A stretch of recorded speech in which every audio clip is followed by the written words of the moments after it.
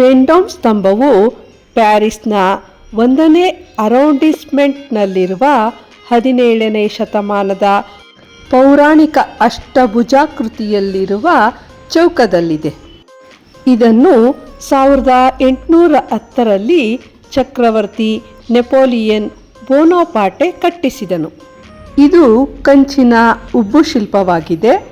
ಇದರ ಎತ್ತರ 44 ಮೀಟರ್ ಇದೆ.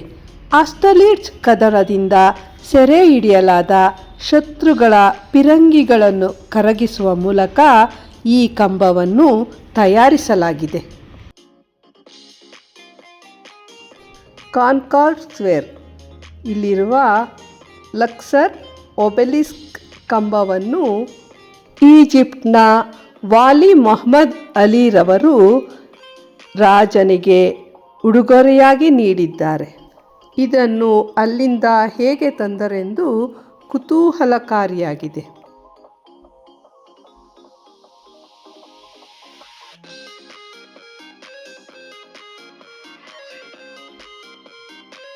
ಆರ್ಕ್ ಡಿ ಟ್ರಿಯೋಂಫ್ ಇದು ಪ್ಯಾರಿಸ್ನಲ್ಲಿರುವ ಪ್ರತಿಷ್ಠಿತ ಶಾಸ್ತ್ರೀಯ ಸ್ಮಾರಕವಾಗಿದೆ. ಇದನ್ನು 1806ರಲ್ಲಿ ನೆಪೋಲಿಯನ್ ನಿಯೋಜಿಸಿದನು. ಇದು ವಿಜಯೋತ್ಸವದ ಕಮಾನಾಗಿದೆ. ಇದನ್ನು 1836ರಲ್ಲಿ ಉದ್ಘಾಟಿಸಲಾಯಿತು. ಇದರ ಎತ್ತರ 162 ಅಡಿ ಇದೆ. ಇದರ ಕೆಳಗೆ ಮೊದಲನೇ ಮಹಾಯುದ್ಧದಲ್ಲಿ ಗುರುತಿಸಲಾಗದ ಅಜ್ಞಾತ ಸೈನಿಕರ ಸಮಾಧಿ ಇದೆ.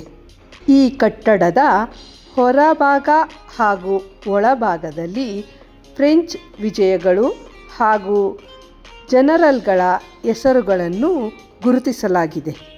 ಮಹಾಯುದ್ಧದಲ್ಲಿ ಮಡಿದ ಸೈನಿಕರ ಸ್ಮರಣೆಗಾಗಿ ಪ್ರತಿದಿನ ಸಂಜೆ 6:30ಕ್ಕೆ ಮೌನ ಮೆರವಣಿಗೆಯನ್ನು ಮಾಡಿ ಶಾಶ್ವತ ಜ್ವಾಲೆಯನ್ನು ಹಚ್ಚಲಾಗುತ್ತದೆ.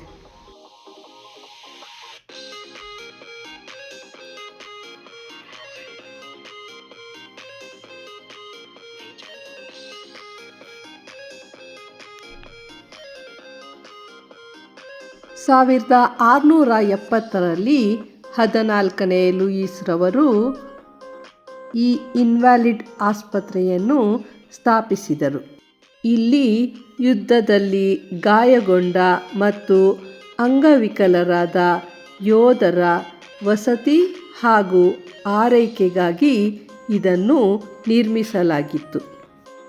ಈ ಆಸ್ಪತ್ರೆಯ ಬಂಗಾರದ ಡೂಮ್ ಕಾಣುತ್ತಿರುವ ಸ್ಥಳದ ಕೆಳಗೆ ನೆಪೋಲಿಯನ್ ಬೋನಾಪಾರ್ಟೆಯ ಅವಶೇಷವನ್ನು ರಕ್ಷಿಸಲು 7 ಪದರಗಳ ಅಡಿಯಲ್ಲಿ ಅವರ ಸಮಾಧಿಯನ್ನು ಮಾಡಲಾಗಿದೆ.